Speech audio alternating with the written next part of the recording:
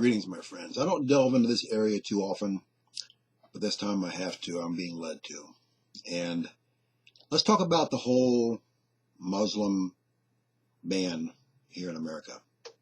First of all, very few Americans have read the Quran. I have. Very few Americans have read the Hadith. I have. And thus they don't understand Islam's true purpose and meaning. Let me break it down for you in simple layman's terms that a 6-year-old child can understand.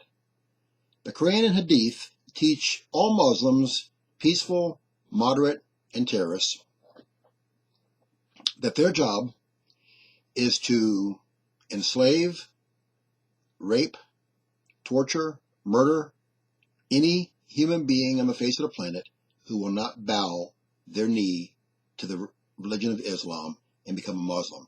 That's it in a nutshell. They're all commanded to do that. Those who won't do it, it says they will not be able to see their God Allah or their Prophet Muhammad in their so-called paradise. That's the Quran and the Hadith in a nutshell. Now, what's the easiest way to get to people's hearts in the world? Children. Start saying that the children can't find a safe place to live. Start saying the children are being abused, not being helped, etc. And people start getting heartbroken. That's what's happening here in America. That's what's happening has been happening in the past in England, France, Germany, and Sweden. Now, the children is a good idea, but here's the problem.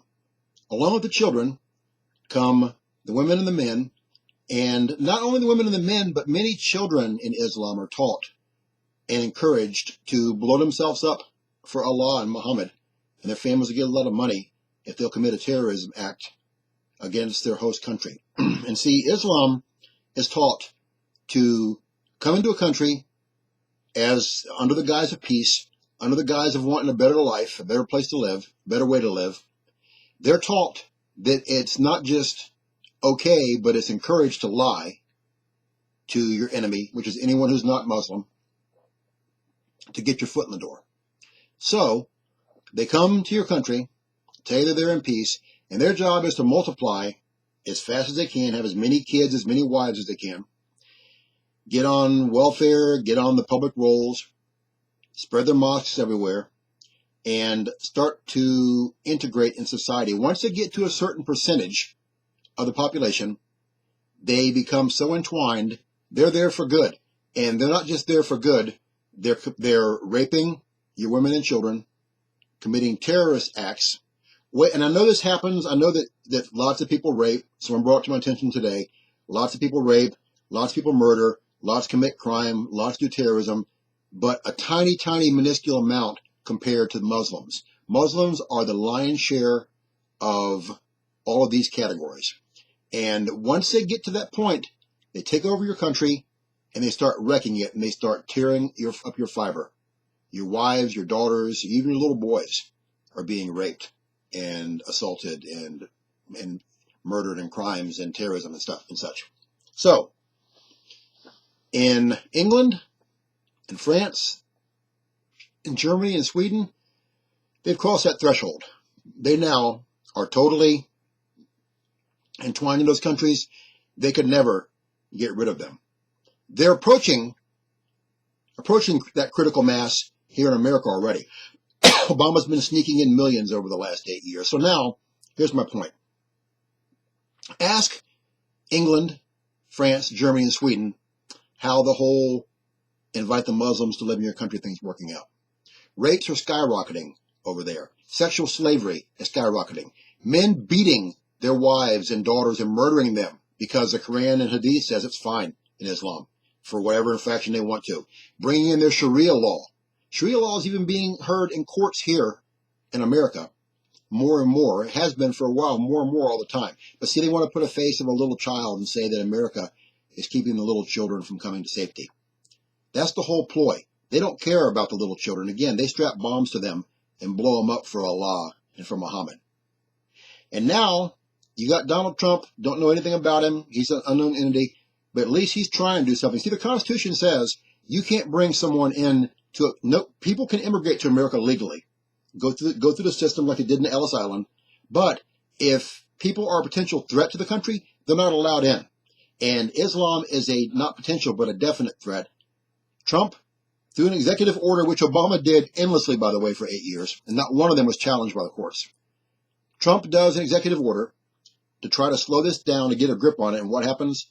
The courts, probably an Obama appointee, puts a stay on it. And again, it's all about, they're worried about the poor people trying to find a safe haven. They don't want to come find a safe haven. Some may, but most of them are here for nefarious reasons. And again, like I told someone today, even if you have Muslims that are nice, coming for a safe reason, if you have a friend that's a Muslim, let's just say, and they're a nice person, what's going to happen when the winds of change happen and that Muslim has to decide between you and infidel or Muhammad and Allah? They're going to choose Muhammad and Allah, and you'll just be cast aside and slaughtered or whatever else. That's the way that it works.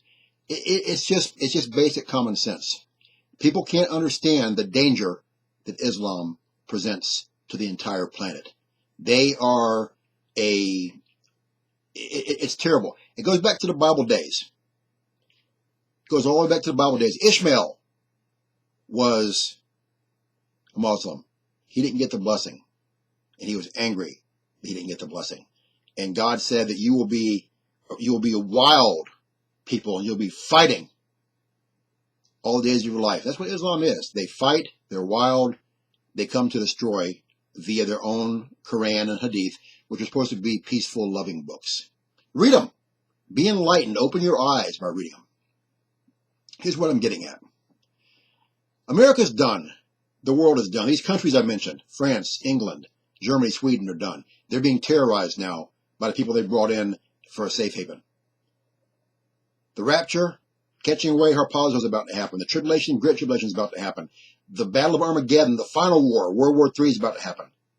And then the millennium kingdom of Jesus Christ for 1,000-year reign in Jerusalem. Then the great white throne judgment, aka Judgment Day. Then eternity. Time is short. Time is almost over. Jesus Christ is your only hope, my friends. If you've never been saved or you're backslidden, pray the prayer, do the 6 steps I have in the box below the video. No one's guaranteed the next day, hour, minute, or second of your life. Even if you'd like prayer, contact me. I'll pray for you every day. Christians, your job is to witness and pray for the lost daily. If you're not doing it, you do it now. If you are, great. And look up, our redemption draweth nigh. We fly soon. And to my sister I was talking to earlier tonight, hang in there. The Lord's got your back. May God bless you all. Take care.